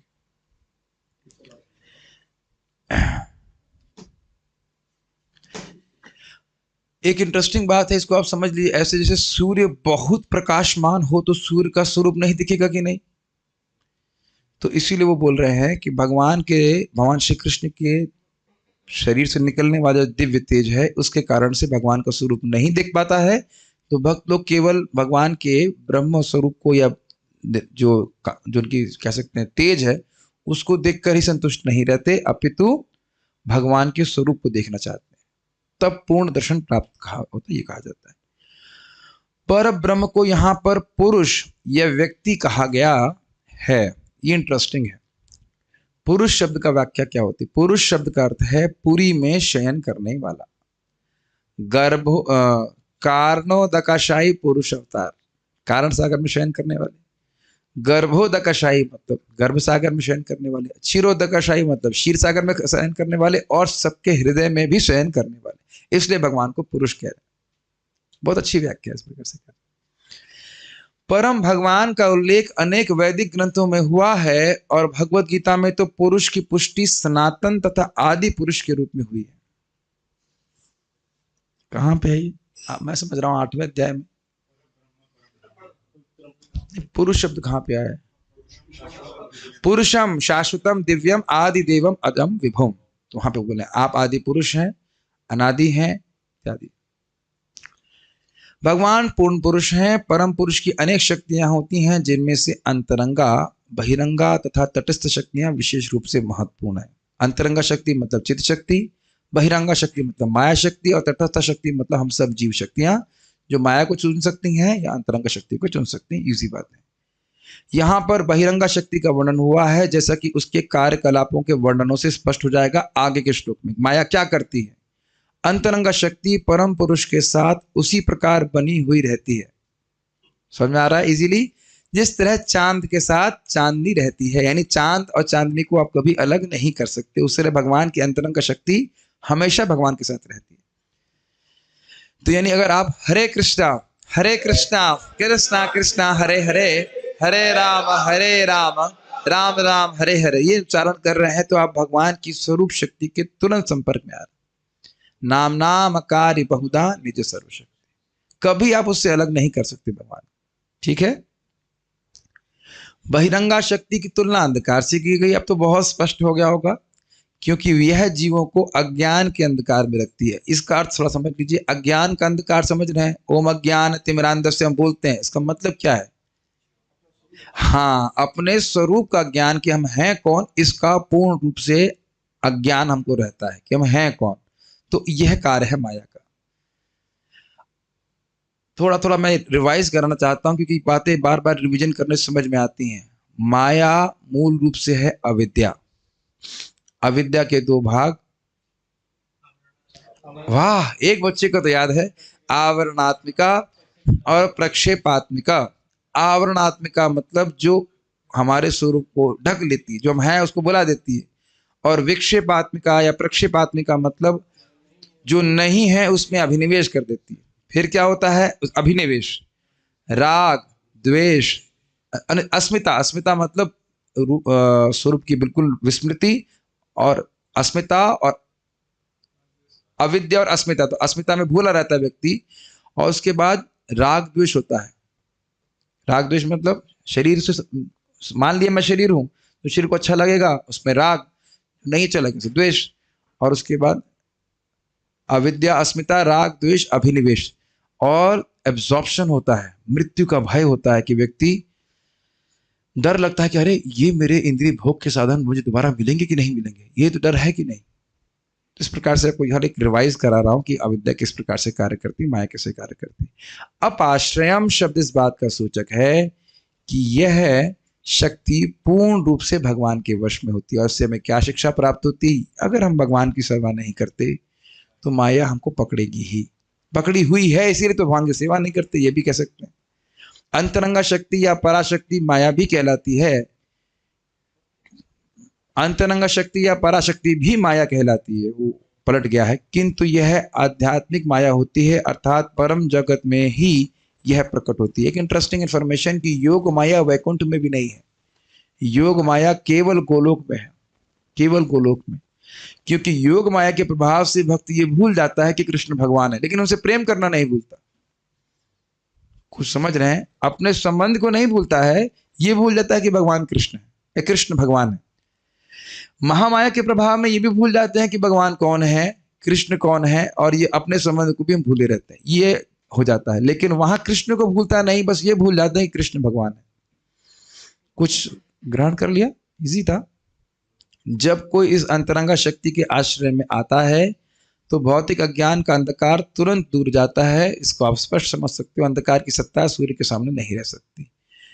इस संबंध में प्रभुपाद जी बहुत अच्छा कहते हैं, the devotee of Lord can never remain in darkness. जब जो भगवान का नाम जप कर रहा है, भक्ति कर रहा है, भगवान स्वयं उसके हृदय से सारा अंधकार नष्ट कर देते हैं। यहाँ तक कि जो आत्मराम हैं अर्थात जो समाधिस्थ रहते हैं, वे भी इस माया या अंतरंगा शक्ति का आश्रय ग्रहण करते हैं। ये समझने का प्रयास कीजिए। इस पर तो आगे बहुत सुंदर श्लोक आने वाले हैं। जो इस जगत की किसी वस्तु से भी आकृष्ट नहीं होते उनको आत्मराम कहते हैं, आत्मा में रमण करने वाले। लेकिन वह भी इस अंतरंगा शक्ति का आश्रय लेते हैं अर्थात भगवान की भक्ति करते हैं। महात्मानस्तु माम पार्थ दैवीं प्रकृतिमाश्रितः भजन्ते अनन्य मनसो ज्ञात्वा भूतात्मा। सुना है श्लोक भगवद्गीता का आपने। दैवी प्रकृति का मतलब ही हो गया अंतरंगा शक्ति, उसका आश्रय। यानी कि कैसे लिया जाता है? भगवान का नाम जप करके शुद्ध भक्ति का आश्रय लेकर के व्यक्ति भगवान की अंतरंगा शक्ति का आश्रय लेता है। मैं फिर से आगे रिपीट करूंगा, लेकिन अभी मेंशन करते रहा हूं, भगवान की भक्ति भगवान की अंतरंगा शक्ति की वृत्ति होती है। फिर से रिपीट करूं, समझ में आ रहा है? भगवान की भक्ति भगवान की अंतरंगा शक्ति की वृत्ति है। ये नाम जप करना, भगवान को प्रणाम करना, भगवान की पूजा करना, ये सब भगवान की अंतरंगा शक्ति है के अंतर्गत संपादित किया जाता है और इसी कारण से सुख देने वाली होती है। मुझे ऐसा लग रहा है कि सबको समझ में आ रहा है और मैं अज्यूम कर रहा हूं कि सबको समझ में आ रहा है। अदरवाइज ये श्लोक बहुत फिलोसफिकल है, बहुत सारी बातें हमने बहुत जल्दी जल्दी चर्चा करी है। भगवान से ही प्रार्थना है कि आप लोगों को समझ में आ जाए सारी बात। ये समझ रहे हैं? कहने का अर्थ यह है कि अंतरंगा शक्ति उनको भी आकृष्ट करती है जिनको जगत की कोई वस्तु आकृष्ट नहीं करती। तो कुछ अलग है ना? कुछ नहीं समझ में आ रहा है बात? कुछ अलग है तभी तो जो उन लोगों को भी आकर्षित कर रही है ना, जो इस जगत की किसी वस्तु से आकृष्ट नहीं होते। जैसे अद्वैताचार्य जी के घर में, इंटरेस्टिंग है, क्या नाम था उनका, विश्वरूप जी आते थे, कथा करते, कीर्तन करते, वहीं बैठे रहते, घर जाते नहीं। तो निमाई, बालक निमाई, और वो कपड़े भी नहीं पहने थे, बहुत छोटे बच्चे के रूप में। और वो आते अपने बड़ाई भाई को बोलते, दादा, दादा बोलते होंगे, जो भी बोलते, दादा चलो माँ बुला रही है। और उनको देख करके अद्वैताचार्य जी बड़े आकर्षित होते, कहते हैं अरे दुनिया में मुझे तो किसी वस्तु से आकर्षण है नहीं, बच्चा मुझे क्यों उतना आकर्षित कर रहा है? तो क्यों आकर्षित कर रहा है? क्योंकि सब अंतर, हाँ, तो स्वयं भगवान है। इसलिए भक्ति में सेवा या भक्ति योग इसी अंतरंगा शक्ति का कार्य है। यही समझा रहा था अभी। सब लोग ऐसे देख रहे हैं, वैसे मैंने नहीं समझा रहा था क्या, यही तो बोल रहा था। जगत में हम कुछ कर्म करते हैं तो किसके अंडर में कर रहे हैं? क्या सुना? प्रश्न सुन रहे हैं कि तुक्का मारना चालू कर दिया। जगत में हम कोई भी काम करते हैं किसके अंडर में करते हैं? माया के अंडर में करते हैं, स्वाभाविक रूप से। बहिरंगा शक्ति तो गुणों के अधीन होकर करते हैं, लेकिन जो भगवान की भक्ति के कार्य होते हैं वो अंतरंग शक्ति के कार्य। प्रभु जी कैसे मालूम चलेगा? हाथ में माला डालिए और देखिए नींद, जैसे नींद आना चालू होती, धड़ धड़ धड़ धड़ धड़ धड़, और एक्सपेरिमेंट कीजिए, माला से हाथ बाहर निकालिए, अरे नींद तो गायब। फिर हाथ डालिए, अरे आ रही है। फिर इसका बाहर निकालिए, अरे तो गायब। भागवत, एक बात बोले, क्या ये भागवत क्लास में आते ही मुझे नींद आना चालू जाती है। मैंने कहा ये भागवत अलग है, इसका मतलब दिखा रहा है कि भागवत की कथा अलग है। और जैसे भागवत समाप्त होती तुरंत नींद गायब। तो अलग परिवेश है कि नहीं? भले लग रहा है कि वही सब बातें हैं। ये सब प्रैक्टिकली आप समझ सकते हैं। वैसे देखिए, ये सब तो मजाक की बात है, लेकिन आप देख रहे हैं कि भगवान का नाम जप करके, भागवत पढ़ करके कितना अच्छा लगता है। आप प्रैक्टिकल देखिएगा। अब एक तरफ भागवत रखिए, कभी करना, और दूसरी तरफ कुछ भी, कोई न्यूज या कुछ पढ़ लिया, ऐसा करके रखिए। न्यूज पढ़ रहा है, कुछ पढ़ रहा है तो नींद नहीं आती, और फिर इसको बंद करके तुरंत भागवत पढ़ना शुरू कीजिए, तुरंत नींद आना चालू हो जाती है। क्योंकि माया जानती है कि एक बार कोई व्यक्ति भगवान की भक्ति करना शुरू कर देगा तो उसको पकड़ नहीं पाएगी, क्योंकि वे भगवान की संरक्षण में। ये बहुत अच्छी अच्छी बात है इसमें हम कहने के लिए। एक बात जो बहुत इंपॉर्टेंट शिक्षा है, हम माया से लड़ नहीं सकते, ना हम माया से लड़ रहे हैं। हम भगवान की अंतरंगा शक्ति का आश्रय लेने का प्रयास करें। Does it make sense? अंधकार में तलवार चलाने से कुछ नहीं होगा। कुछ होगा? नहीं होगा। आप सूर्य के सामने आ जाएं, अंधकार अपने आप चला जाएगा। Very very nice point. क्योंकि माया भगवान के आश्रय में, ये बार बार सुन रहे हैं, हमारे आश्रय में नहीं। इस प्रकार अपराशक्ति या भौतिक शक्ति के लिए कोई स्थान नहीं रह जाता, जिस प्रकार आध्यात्मिक प्रकाश के तेज के समक्ष अंधकार का कोई स्थान नहीं मिल पाता। क्लियर? ठीक है। ऐसी अंतरंगा शक्ति निराकार ब्रह्मबोध से मिलने वाले आध्यात्मिक आनंद से भी बढ़कर, इसको समझने का प्रयास कीजिए। जो व्यक्ति ब्रह्मानंद या ब्रह्मानुभव कि मैं ब्रह्म हूं ऐसा अनुभव प्राप्त करता है, सुख मिलता है, लेकिन मान के चलिए ग्लास के बराबर, जिसको पीने के बाद खत्म हो जाता है। वो खत्म तो खैर नहीं होता है वो भी, लेकिन उसको बोला जाता है कि बहुत सुख है, बहुत सुख है। लेकिन मान लीजिए वो एक गिलास है, या कहीं बोलते हैं एक बूंद है, तो भक्ति का सुख कैसा है? एक सागर के समान, वह भी असीमित सागर के समान। तो यहां से भले हमको अभी उतना सुख भक्ति का नहीं मिल रहा है, क्योंकि हमारी भक्ति इतनी बढ़ी हुई नहीं है, लेकिन ये धारणा करनी चाहिए कि हम एम कहां पे करना। तो जिस व्यक्ति को प्रेमा भक्ति प्राप्त होती है उसको इस प्रकार का सुख प्राप्त होता है। ठीक है? We are going for very high aim, और वह भक्ति योग के द्वारा ही प्राप्त हो सकता है, ब्रह्म अनुसंधान के द्वारा प्राप्त नहीं हो सकता। इसीलिए प्रभुपाद कह रहे हैं कि ब्रह्म अनुभूति से भी बढ़कर भी वो आध्यात्मिक बोध है, आध्यात्मिक आनंद है। भगवत गीता में कहा गया है तेज कि निराकार ब्रह्म तेज भी भगवान श्री कृष्ण के परम व्यक्तित्व से उद्भूत है। ब्रह्मणो ही प्रतिष्ठाहम अमृतस्य अव्ययस्य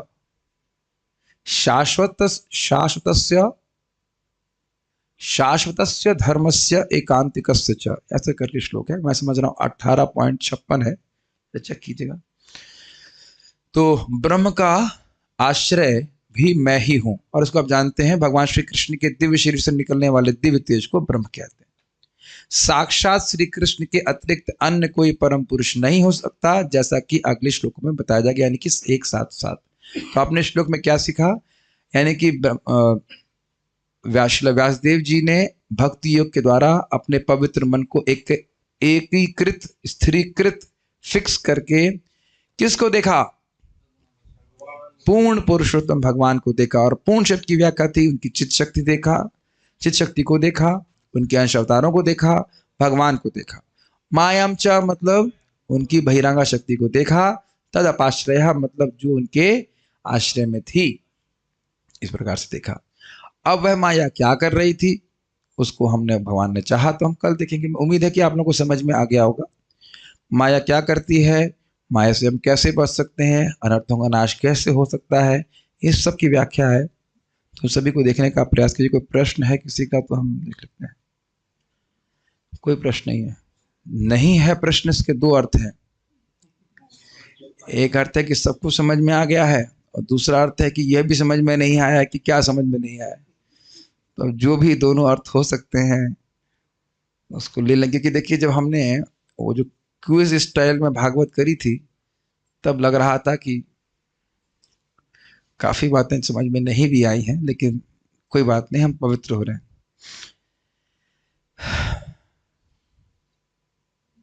क्या मैं करती हूं आशा? I don't know what is the answer. Kanti is the धर्म ऑफ चंद्रमा। अच्छा, ये कह रहे हैं कि कांति चंद्रमा का धर्म है, मतलब उनका वह गुण जो उनसे अलग नहीं किया। सही है। इस पे और थोड़ा विचार कीजिए कि अग्नि ताप है कि नहीं है? अग्नि और ताप अलग अलग वस्तु हैं, लेकिन अग्नि और ताप को आप अलग नहीं कर सकते, और ये भी नहीं देख सकते कि कहां से अग्नि, कहां से ताप, किस बाउंड्री पे अग्नि और किस बाउंड्री पे ताप। ये चेतन चरितामृत में बताया गया। तो भगवान मान लो अग्नि के समान है, तो ताप उनकी शक्ति के समान है। आप एकदम इंटरमिक्स्ड है, आप कह भी नहीं सकते कि कहाँ पे वो है। तो सही कह रहे हैं, जैसे कि ताप अग्नि का धर्म है, चंद्रमा अग्नि का धर्म है, एक गुण है। ओके, एक बार फिर से शक्ति को रिपीट कर दीजिए। देखिए वह शक्ति जो पूर्ण का मतलब था, पूर्ण पुरुष में पूर्ण शब्द की व्याख्या ये थी कि भगवान श्री कृष्ण को देखा और उनकी चित शक्ति को देखा, अंतरंगा शक्ति, और उनके अंशों को देखा, कलांश। अब उसमें फिर बात बोल रहे हैं माया को देखा, तो माया का मतलब भगवान की बहिरंगा शक्ति को देखा, ये बात बोल रहे हैं, कोई मुश्किल बात नहीं। सिर्फ गोलोक में ही योग माया है। हाँ जी, द्वारका, मथुरा और वैकुंठ में नहीं। देखिए ये आप मैं रेफरेंस नहीं दे पा रहा हूँ, सनातन गोस्वामी को जब महाप्रभु भगवान श्री कृष्ण के माधुर्य और the sweetness and opulence of Krishna वाला जो चैप्टर है उसमें प्रभुपाद जी समझाते हैं तात्पर्य में योग माया का प्रभाव क्या है कि लोग भगवान कृष्ण को भगवान के रूप में न समझ पाए, तो उसमें लिखा है गोलोक में ही रहती है। विदुर जी को दुर्योधन ने फटकारा था तो विदुर जी समझ गए कि महामाया का प्रभाव में है, और वहां लिखा है कि विदुर जी हर्ट हुए, लेकिन ये योग माया के अंडर वो समझ गए कि ये अपॉर्चुनिटी है प्रभु जी, उसको वहां समझेंगे। लेकिन यहाँ पे वो लिखा गया है कि योग माया इसी प्रकार से कार्य करती है। प्रश्न है, देखिए देख तो रहा हूं, परा और अपरा शक्ति कौन से होते हैं? पराशक्ति मतलब जीव भी पराशक्ति है, अंतरंग शक्ति भी पराशक्ति है, और अपरा शक्ति मतलब भौतिक शक्ति जो जड़ है। तटस्थ शक्ति क्या है? जीव शक्ति जो तट पे स्थित है, वह भगवान को भी स्वीकार कर सकती है और जल में भी जा सकती है, माया को स्वीकार कर सकती है। गायत्री आर्य समाज की गायत्री से डिफरेंट होती है, ये प्रश्न हमारे काम का नहीं है। एक तरफ माया को बुरा लगता है और दूसरी तरफ वो मोहित करके दुख देती है। ये अच्छा प्रश्न। वे जब माया को, जीवों को मोहित करना खराब लगता है तो करती क्यों है? आप लोग सारे कार्य वही करते हैं जब अच्छे लगते हैं, बेमन से भी कार्य किए जाते हैं ना, और बड़े अच्छी तरह से करना पड़ता है। तो नौकरी है, अब वो नौकर हैं कृष्ण की, सेवा है तो करती हैं, क्योंकि हम लोग भगवान से। लेकिन इसमें भी देखिए कहीं ना कहीं से एक वह मदद है। प्रभुपाद जिसको समझाते हैं कि इस जगत के दुख के द्वारा, बाहर जो वैष्णव है उनकी शिक्षा के द्वारा, और अंदर परमात्मा के द्वारा भगवान हमें अपनी तरफ ठेल रहे हैं। कुछ समझ में आया? फिर से रिपीट कर रहा हूं, इस जगत में प्राप्त होने वाले दुखों के द्वारा, परमात्मा के द्वारा हृदय में, और बाहर से वैष्णवों की वाणी या उक्ति के द्वारा भगवान हमें अपनी तरफ मोड़ने का प्रयास कर रहे हैं। अगर इस जीवन में कहीं कोई दुख नहीं होता तो आप भक्तों की बात मानते ही नहीं कि जगत में दुख है। दुख, अरे तेरे को दुख होगा भाई, हम तो बहुत खुश हैं, है कि नहीं? उनको पता नहीं कि सुखी कैसे हो सकते हैं, लेकिन हर व्यक्ति जान रहा है कि यहाँ पे दुख है। तो थोड़ा बताया जाता तो कम से कम जो सेन पर्सन, जो पागल नहीं है, वह समझ पाता है कि हम जगत में सुख नहीं भोग रहे हैं। तो कठिनाइयां और परेशानियां भी भगवान की तरफ जाने के लिए सहायता ही हैं, और माया इसमें सहायता कर रही है। चित शक्ति के बारे में डिटेल में बताएंगे, घबराइए मत, आने दीजिए। अभी आगे का ध्यान, आगे का श्लोक आने दीजिए, हम रुकने वाले थे ना, बताएंगे। महामाया और योग माया में क्या फर्क है? बता तो रहे थे, महामाया जीवों को मोहित करती है और योग माया भगवान कृष्ण की तरफ उन्मुख करती है। ओके, तो हम लोग भगवान की कृपा से पार कर गए आज। कल से हम सुनेंगे कि माया क्या कार्य कर रही है, और आगे सुनने वाले माया से कैसे हम निवृत्त हो सकते हैं। बहुत बहुत धन्यवाद। श्री प्रभुपाद की जय, श्रीमद् भागवतम की जय। कोई प्रश्न था क्या? नहीं, ठीक है। हम लोग